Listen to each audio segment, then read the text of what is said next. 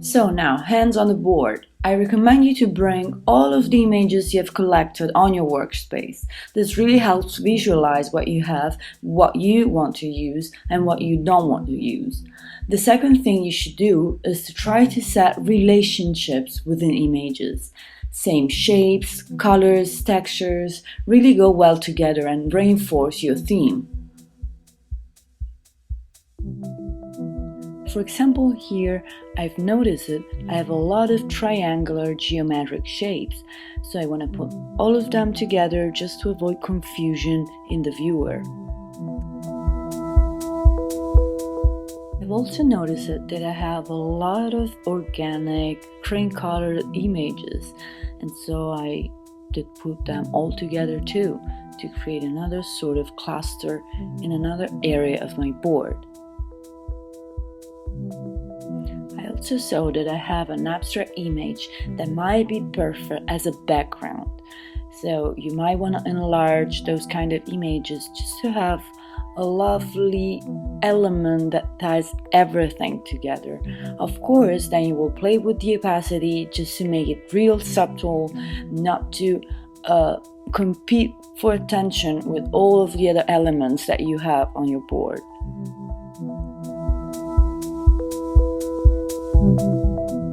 So as you see, I ended up defining 3 groups of images on my board. So now I just need to find the strongest images to let them be the main subject on the board.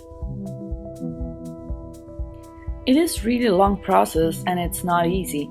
It requires you to go step by step, moving your images around, trying to take advantage as the first thing of the basic rules of composing a layout. Consider every viewer will read your board left to right, top to bottom. So you want to create a visual path that follows those directions. You will place your main image top right and you will arrange the other related ones around it. Our goal is to create a circular motion that will lead the viewer eye from each element to the next, never getting tired of looking because of the more elements he will find surrounding the main ones.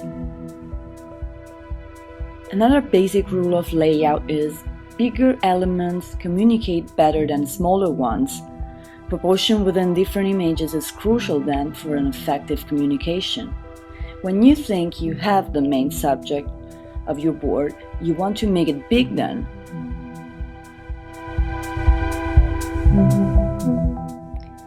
This is called creating a focal point.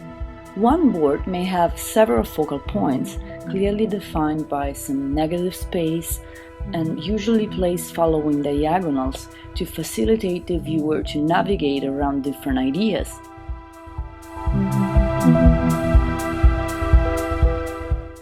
And here I am on my board after defining the first strong idea, ready to express the next one. After saying my theme is about parametricism, voluptuous circular shapes and smooth textures, I also want to add organic shapes, and I'm going to add different examples of those, of course always related to my main theme, parametric architecture influencing fashion.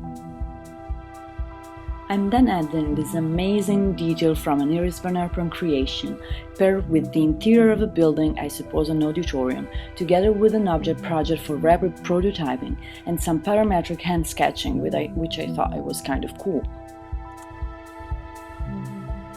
It is very important that you notice how those images are very similar in terms of color, texture, and shape, but at the same time they are very different within each other because they are 4 distinct things.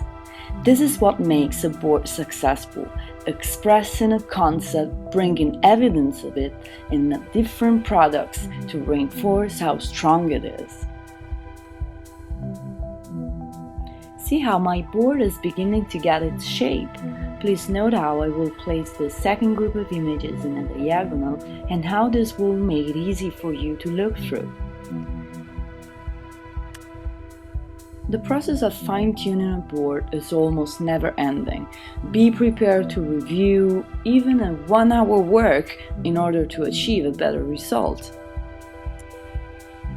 Sometimes you will have to delete some of your beautiful images even if you were in love with them, because they just wouldn't fit in the board. Sometimes you will have to change some of them to get a better communication. Everything is ever changing on a board, and you have to have a real objective point of view by asking yourself questions. Does this image work for expressing my concept?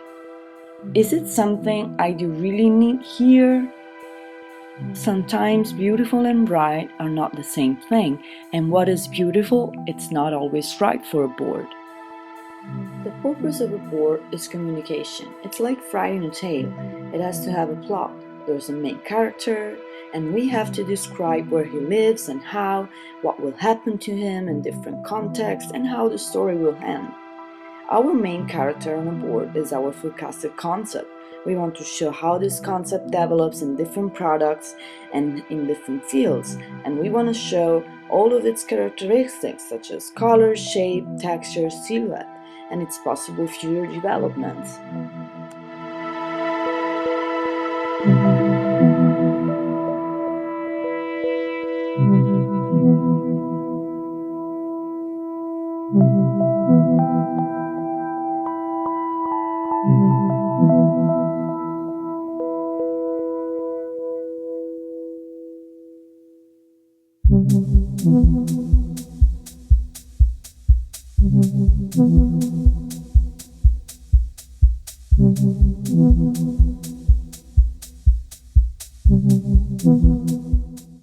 When you're done with your layout, you may want to add the color chips together with some fabric samples.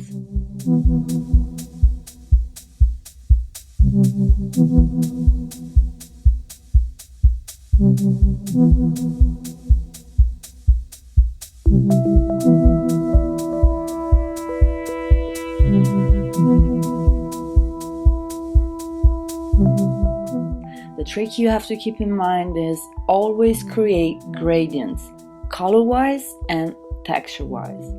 This will avoid confusion and will help the viewer navigate your board.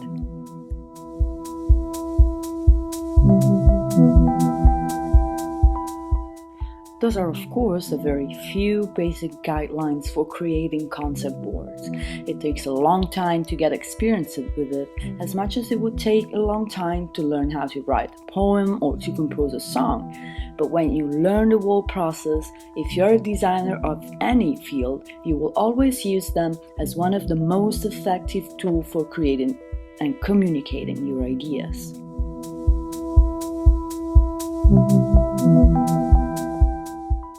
I hope you enjoyed, and I'll see you soon on Glamnicism.